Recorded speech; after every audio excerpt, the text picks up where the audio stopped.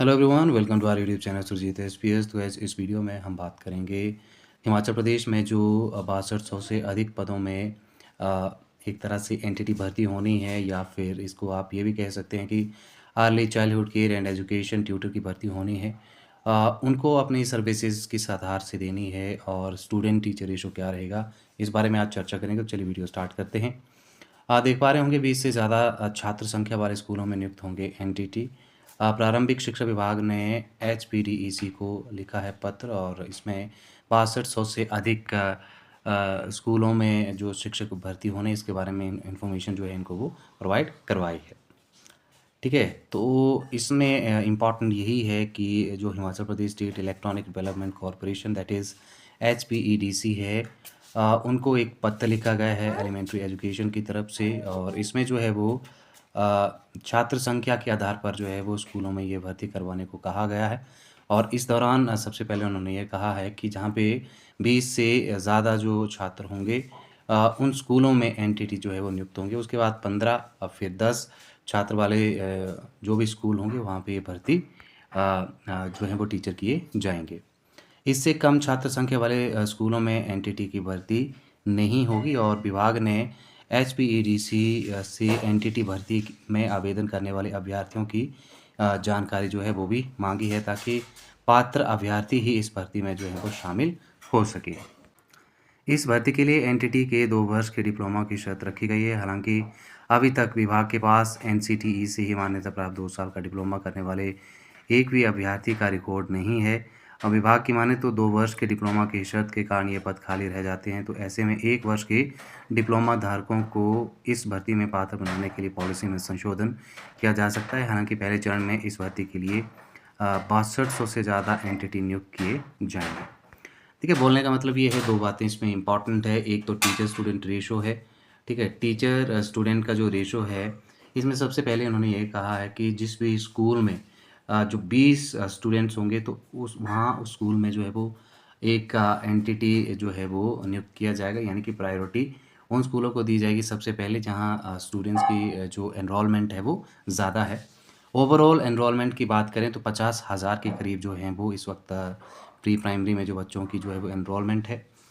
20 के बाद जो है 15 जहाँ पे जिस स्कूल में छात्र होंगे, बच्चे होंगे, वहाँ पे भी जो है वो एंटिटी नियुक्त किया जाएगा। और लास्ट कंडीशन इन्होंने बताई है कि जिसमें 10 के करीब जो हैं वो बच्चे होंगे, तो वहाँ पे भी एक एंटिटी जो है वो नियुक्त किया जाएगा। ठीक है, दूसरी बात इन्होंने ये कही है कि जो आवेदन यहाँ पे Himachal Pradesh state electronic development corporation जो है वो लेगा, उसमें जो है वो विभाग को जानकारी देनी होगी। उसमें जानकारी ये देनी होगी कि जो पात्र अभ्यर्थी हैं वो इस भर्ती प्रक्रिया में किस तरह से शामिल होंगे, और यहाँ पे एचपीडीईसी जो है वो किस तरह से आवेदन जो है वो कराएगा, और आवेदन करने वाले जो अभ्यर्थी हैं उनकी इन्फॉर्मेशन जो है वो यहाँ से स्टेट इलेक्ट्रॉनिक डेवलपमेंट को जो है वो एलिमेंट्री एजुकेशन को देनी होगी। ठीक है, ये अभी 2-3 छुट्टियां हैं, तो फ़िलहाल 1 वीक तो मुश्किल लग रहा है। अगर 1 वीक में आ जाए कोई अपडेट या फिर नोटिफिकेशन तो बहुत बढ़िया है। नहीं तो 1 वीक मेरे ख्याल में लग ही जाएगा इसमें। ठीक है, उसके अलावा यदि हम बात करें तो इसमें जो है एनसीटीई गाइडलाइंस की बात की गई है, और साथ ही साथ ये भी कहा गया है कि हिमाचल प्रदेश में एनसीटीई के अकॉर्डिंग अभी एक भी कैंडिडेट का जो है वो रिकॉर्ड नहीं मिला है। अब ऐसे में विभाग क्या करता है, किस तरह से क्या अपनी शर्तों में जो है वो बदलाव करता है या फिर नहीं।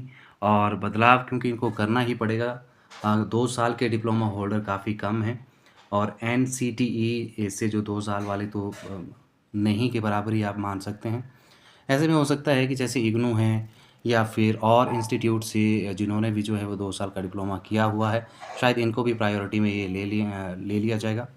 इसके अलावा जैसे ही 2 साल वाले ये कैंडिडेट जो हैं वो एक तरह से उनकी जो अपॉइंटमेंट है वो हो जाती है, और उसके बाद जो रिक्त पद बच जाएंगे उसमें जो है 1 साल वालों को भी इसमें जो है वो शामिल करना ही पड़ेगा, क्योंकि ये सरकार की आप कह सकते हैं कि एक तरह से मजबूरी है। क्योंकि अगर भर्ती को पूरा करना है, 6300 के करीब जो है वो पदों को भरना है, तो फिर 1 साल वाले जो डिप्लोमा होल्डर्स हैं उनके बिना ये भर्ती पूरा होना ये आप कह सकते हैं कि बहुत ज़्यादा मुश्किल है।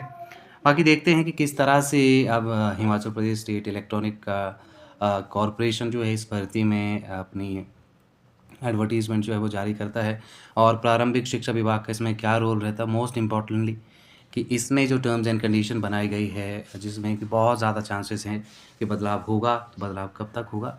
सारी चीज़ें फ़िलहाल अभी आप ये कह सकते हैं कि फिंगर क्रॉस सिचुएशन है। बाकी जैसे भी इस बारे में कोई भी अपडेट, छोटे से छोटा अपडेट होगा, तो आपको ज़रूर जो है वो चैनल के माध्यम से बता दिया जाएगा। इसके लिए ज़रूरी है कि आप चैनल को सब्सक्राइब करके रखें, व्हाट्सएप ग्रुप से जुड़े रहें और इसके अलावा लाइक शेयर जो वीडियो को आप करते हैं एंड तक वीडियो देखा करिए, ठीक है? एनटीटी के रिगार्डिंग, ठीक है? चाहे आप हिमाचल के हों या हिमाचल के बाहर के किसी भी स्टेट्स के हों, हमारी पूरी कोशिश रहती है कि आपको जो है वो इन्फॉर्मेशन दी जाए। तो आज के इस वीडियो में इतना ही। Thank you very much. Thanks for watching.